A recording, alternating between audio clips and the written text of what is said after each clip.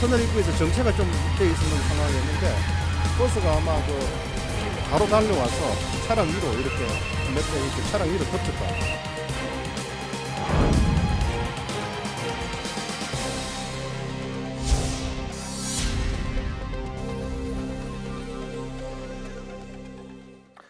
예, 다시 월요일이 왔습니다. 오늘도 여러분 중에서 월요병 이거 겪으시면서 힘들게 하루 보내신 분들도 계실 것 같은데요. 하지만 신율의 시사탕탕 함께 하시면서 오늘 하루 말끔히 정리하시기 바라겠습니다.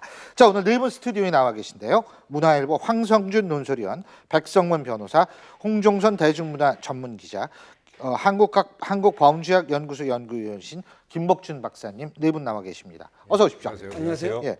자, 영동고속도로 얘기 잠깐부터 얘기해야 될 것 같은데 이게 지금 일각에서는 아주 과격한 표현이 나오고 있어요. 사고가 아니라 살인이다. 예, 이제 화면 다시 한 번만 보면서 얘기하면 참 좋을 것 같은데요. 예, 말씀해 주시죠. 영상을 보신 분들이 이제 그렇게 얘기할 수밖에 사실 없어요. 왜 그러냐면 거기가 터널 입구라 평상시 정상 운행을 해도 사실은 감속하는 부위예요.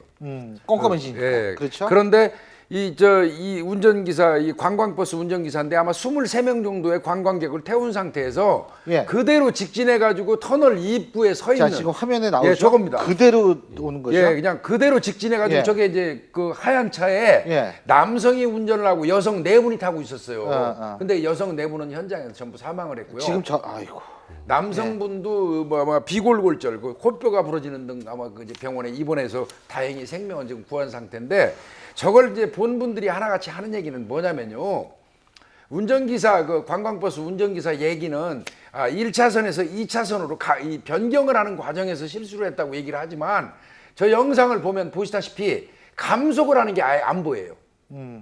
속도를 줄이거나 브레이크를 밟는 게 없어요. 그냥. 되죠, 예. 지금. 그대로 서 있는 차를 그냥 그대로 직진해가지고 뭐 한 4대 정도를 깔고 그냥 그 충돌하고 난 다음에 멈추거든요. 그래서 이거는 제가 판단할 때는 운전기사분이 잠을 잤거나 아니면 휴대폰 SNS라든지 뭐 인터넷을 검색했을 개연성이 있는데요. 그런데 후자는 좀 희박합니다. 왜 그러냐면 정신이 깨 있었다고 그러면 그 인터넷 검색을 하면서 깨 있었다면 최소한도 브레이크 정도는 봤거든요. 사고가 나도. 타고서. 예. 그런데 이거는 제가 판단할 때는 전혀 조치가 없어요. 그대로 직진해서 그냥 그 속도 그대로 그 충돌을 하거든요. 그래서 이거는 조란 걸로 봐야 될 것 같습니다. 근데 이제 말도 많이 바뀌었죠. 뭐 1차로에서 2차로에서 1차로로 변경 중에 사고가 났다. 뭐 근데 사실 그 화면 다시 한 번만 볼 수 있으면 좋을 텐데 그 화면 봐도 1차로로 계속 1차로로만 온 거 아니에요. 네, 2차로에서 지금 보세요. 지금 전혀 바꾼 적이 예? 없죠. 그리고 네. 일단 저 운전기사가 뭐라고 진술했냐면 자기는 졸음운전도 아니었고 휴대폰을 본 적도 없고 앞에 미처 차를 보지 못했다 이렇게 진술했어요. 근데 그게 저기가 지금 뭐 예를 들어서 안개가 많이 껴있거나 터널 안으로 들어가서 갑자기 어두워져서 순간적으로 시야가 좀 흐려지는 부분이라면 이해가 되는데 터널 바로 바깥이잖아요. 그리고 시야는 완전하게 열려있고 직진 코스였습니다. 그렇다면 못 봐서 저런 상황에서 브레이크를 전혀 밟지 않은 상태로 사고가 날 가능성은 제로에 가깝고 지금 아까 김복준 교수님 말씀하셨던 것처럼 스마트폰을 보다가 사고가 나면 순간적으로 충돌 직전에 브레이크를 밟습니다. 통상적으로. 근데 브레이크 불 등도 안 들어오는 상황이 됐기 때문에 지금은 졸음운전을 보는 게 가장 타당할 것 같은데 음주나 뭐 이런 게 아니라면. 근데 문제는 이분이 지금 저렇게 주장을 하는 게 운전석을 비추는 블랙박스는 없어요. 그 운전자가 어떤 그거 강제할 상황이든지 수 없다고 그러더라고요. 네, 그걸 강제할 수 없는데 네. 사실 저렇게 많은 사람을 태우고 예. 그리고 사실 버스가 굉장히 크기 때문에 예. 사고가 커질 수 있잖아요.